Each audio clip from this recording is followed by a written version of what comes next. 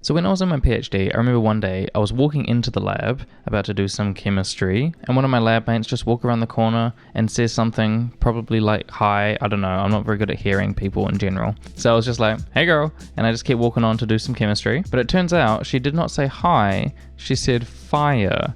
I was like, a fire! So I follow her around to her side of the lab in her fume hood, and yes, there is in fact a fire in there. Unfortunately, it was quite an empty lab at this point. There was no one else in there except me and her. And me being the more senior student, I had to pretend like I knew what I was doing and like take control of the situation. I was like, okay, that's cool. I've dealt with fires before. Let's go grab a fire blanket and try to smother the fire here. So I put this fire blanket over this burning bin inside this fume hood and try to cover the fire to extinguish it that way. But it was just not working. Fire was coming out the sides everywhere. You couldn't get a good seal over anything because there was just so much like stuff all around in this fume hood, and there was no way to properly cover anything. So I was like, okay, I guess it's time for an extinguisher. Had I used a fire extinguisher before? No. Did I know anything about what types do what? No.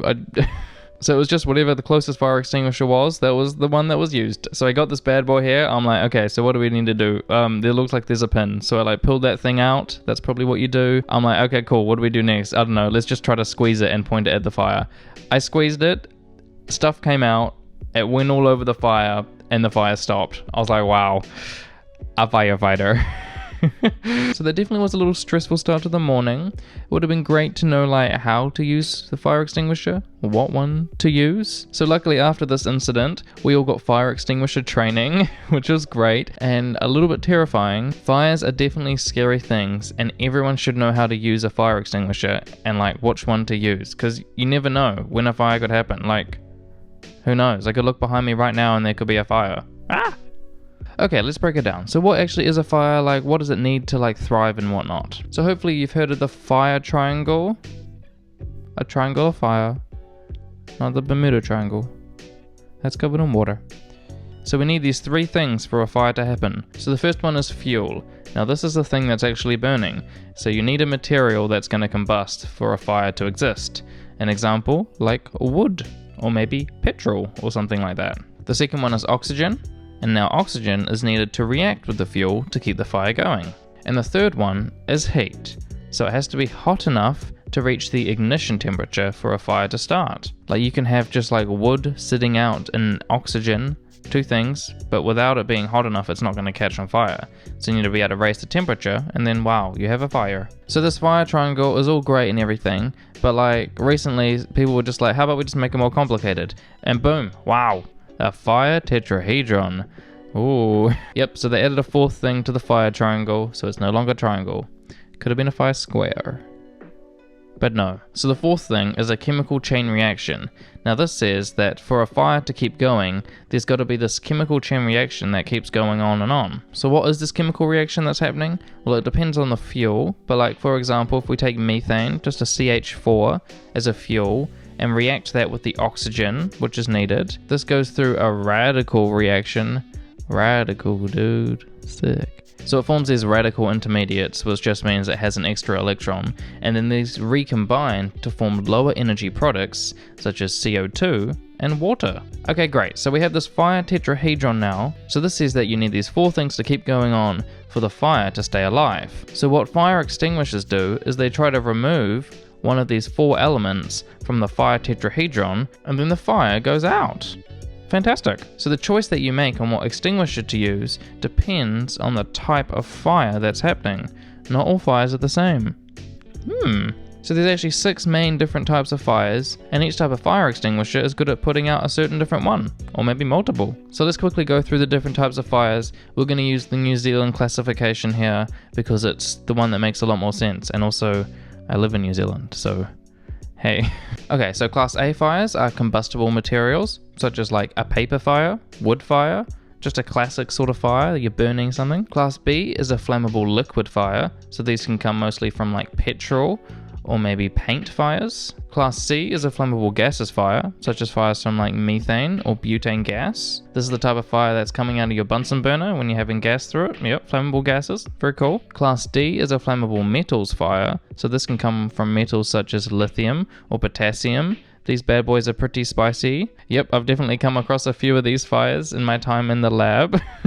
But outside of a chemistry lab, probably doesn't happen too much in your day-to-day life. Class E fires are electrical. E for electrical, I like that. So like if your computer catches on fire, electrical fire, or a generator, maybe like a server room or something spooky. And finally, are Class F fires. Now these usually come from cooking oil fires. So if you're frying something up in a frying pan, got a lot of oil in there, and there's a fire, that's a Class F fire. Or in a commercial kitchen, you know, they've got the massive DFAT fryers, that's a pretty spooky fire if those catch on fire. So it's a Class F fire. Amazing. So there's the 6 main types of fires. So now we can have a look at which extinguishers do the best at putting out what type of fires, and which one you should use. So obviously I'm just a chemist, I've done a little bit of fire extinguisher training and I've read some stuff, but I'm not a firefighter, so maybe like look at the Fire New Zealand website, or like, I don't know, go ask your local firefighter if you want more information. So before we get into it, let's just go over some basic things about general fire extinguishers. They're mainly designed for small fires, only if it's like safe to do so. Anything bigger than that, like if your whole kitchen's on fire, probably the best vibe to do is just like get out and call the fire department so they can deal with these bigger fires. So how do you use a fire extinguisher? Great question. You can use the PTAS system. Okay, step 1, P, pull the pin. That's a good one. I did that when I was using it, so very successful. Nice. T, test it. So aim it away from the fire and give it a little boop, just to see if it works. So I didn't do that. Ruh-roh. A, aim it at the base of the fire. I did that, cool, nice. S, squeeze the handle to get the fire extinguisher juice to come out. Nice, lovely, makes sense. And the final S is sweep. So you want to sweep from side to side to get all the bits of the fire. What I found was a little interesting was actually how long an extinguisher lasts when you're squeezing the handle, like how much juice does it actually have in it. Obviously, depending on the size of the fire extinguisher, it's only on the range of like 8 to 15 seconds of continuous squirting. So not a whole lot, is it? And generally these are single use, so once you've like squeezed it once, you don't want to be using it again. Okay, cool, so I'm going to do a tier list of the best fire extinguishers, in my opinion. This has nothing to do with which one I recommend or anything. Each extinguisher has its own individual pros and cons, but like, it's just for funsies, so don't come for me. Just wanted to do a tier list, okay? It's going to be great. So let's start with the water extinguisher. You can tell that this is a water extinguisher because there's no band around it, it's just a solid red extinguisher. It should say water on it as well. Generally, you only want to use these on Class A fires, like combustible materials such as wood, paper fires. The main way that water extinguishes a fire is it takes away the heat from the fire tetrahedron and it gets a bit too cold and it can't be a fire anymore. So what you don't want to use water on is electrical fires because it'll conduct the electricity and you could like shock yourself. Would not be the vibe. Another very important thing is to never use water on an oil fire, like in your kitchen or in a deep fat fryer situation. I'm sure you've seen the videos where people pour like a little bit of water onto an oil fire and it's like turns it into a much larger fire. Terrifying. So why does it do this? Because water and oil don't mix. So the water's going to go down, it's going to sink to the bottom, not mix with the oil. And because the oil is like really hot, so it's going to quickly turn that water into steam, which expands, forms this gas, tries to escape, splatters the oil everywhere, increasing the surface area of the oil, so then that can burn even faster, and you create this massive fireball. So yeah, not fun. Let's never put water on an oil fire, okay? So for these reasons, I've got to give water the D tier. It's like a classic, you know, water was invented a while ago, but there's just so many better options now. So, yep, D tier. The next type of extinguisher is the foam fire extinguisher.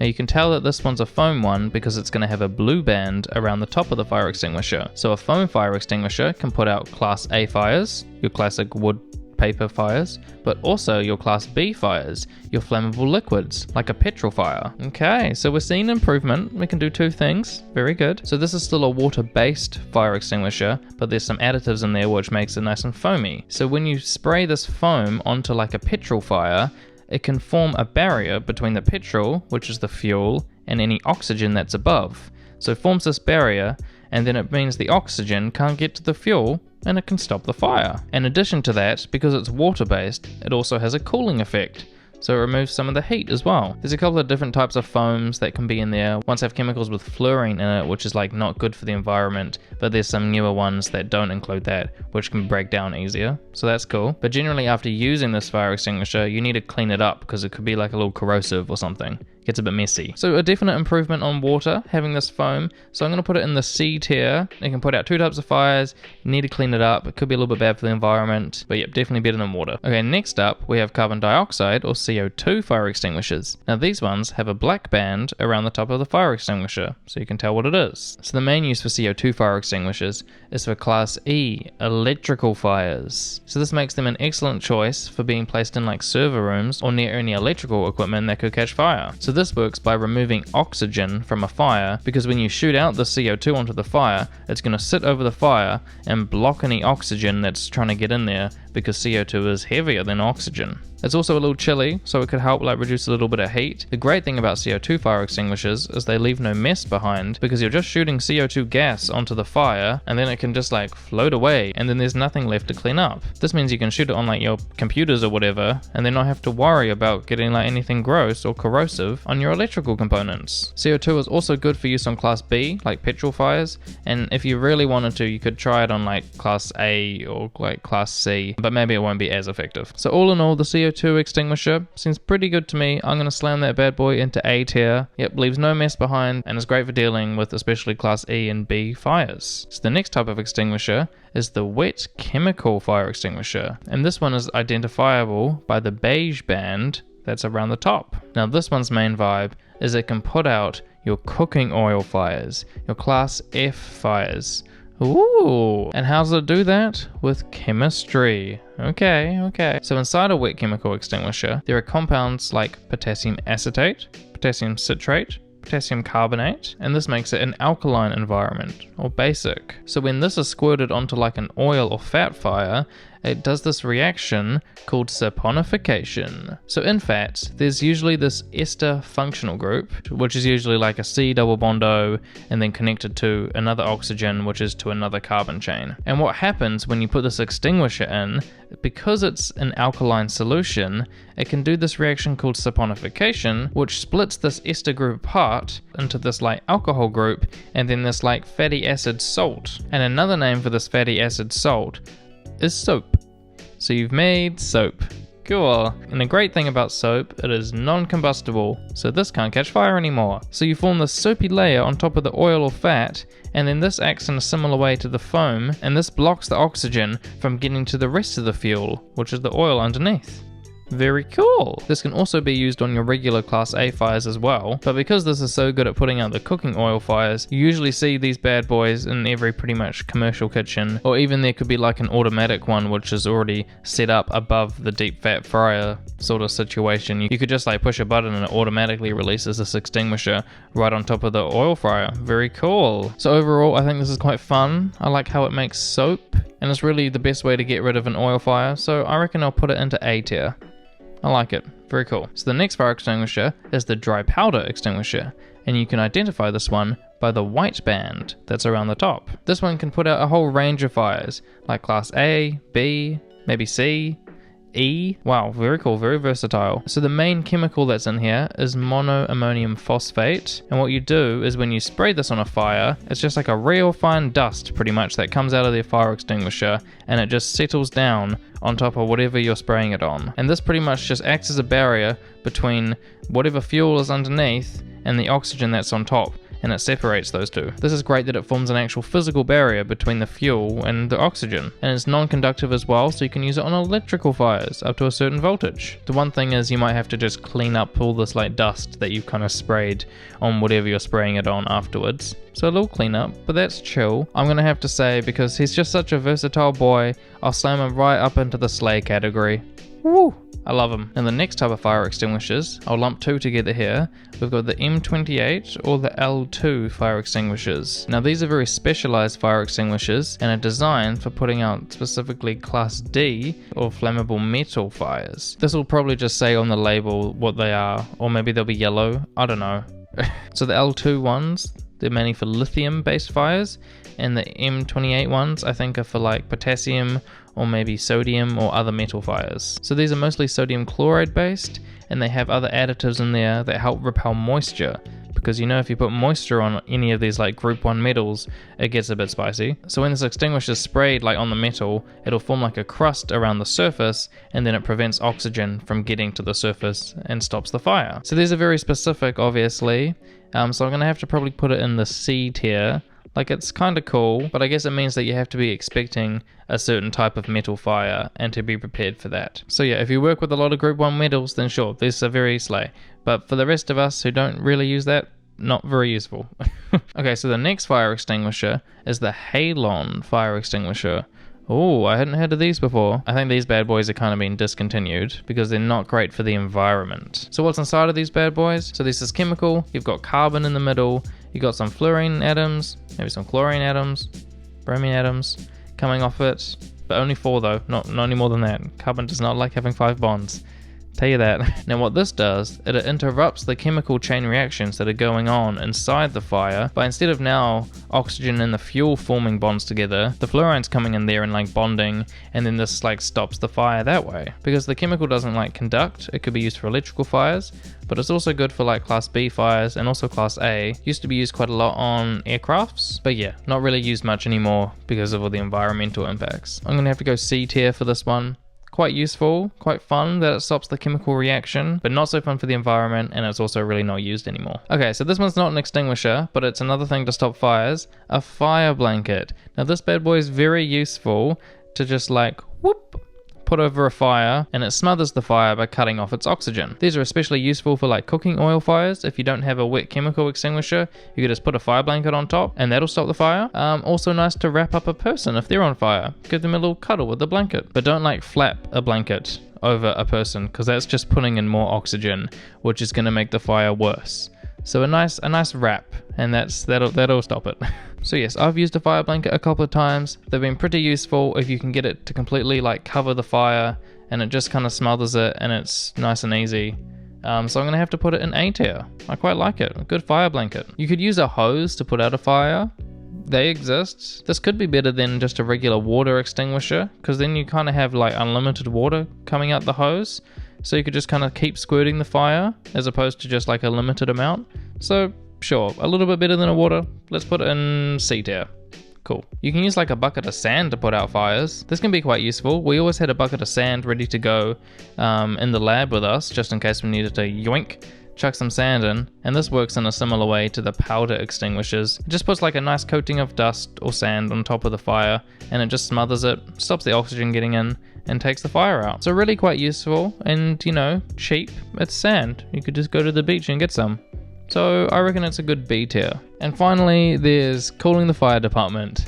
Cool 111. Yep, that's a great idea. Let's put that in the slay tier. They know what they're doing. So yep. Especially anything bigger than a tiny fire, let's cool the fire department. Okay, that's a really good idea. So I hope this was sort of useful, that now you know that there's 6 different types of fires, and there's a bunch of different fire extinguishers, and you sort of need to like mix and match which ones you want to go with what. So we take it back to the story of me walking into the lab and there being a fire in the fume hood. Okay, let's have a think. Did I do the right thing? Well, what fire could it have been? A random fire I walk into a room? Not sure what it is. It could have been a class A fire. Some tissues or something could have been on fire. It could have been a class B fire. There could have been some flammable solvent like acetone. That could have been on fire. It could have been a class D fire. Potassium or like lithium fires. So what would have been the best fire extinguisher to grab here? Probably a dry powder fire extinguisher. This is why I put it in the slay column, because it's a great fire extinguisher. If you don't really know what is going on, it's just going to put a nice layer of dust over everything and kind of can do most fires. So that wasn't the fire extinguisher that I just grabbed that was nearest. I grabbed a CO2 fire extinguisher, which luckily still worked, but it probably wasn't the best choice, especially because I didn't know what fire it was. But that's alright, the fire went out, we're fine, and now we know more about fire extinguishers. Nice! So yeah, I would really recommend having like a little fire extinguisher in your house. Maybe like a little powder fire extinguisher. We've got one of those in the kitchen there. It's probably a good idea, just in case, you know, something happens. Okay, be safe with fire and stop, drop and roll. Nice.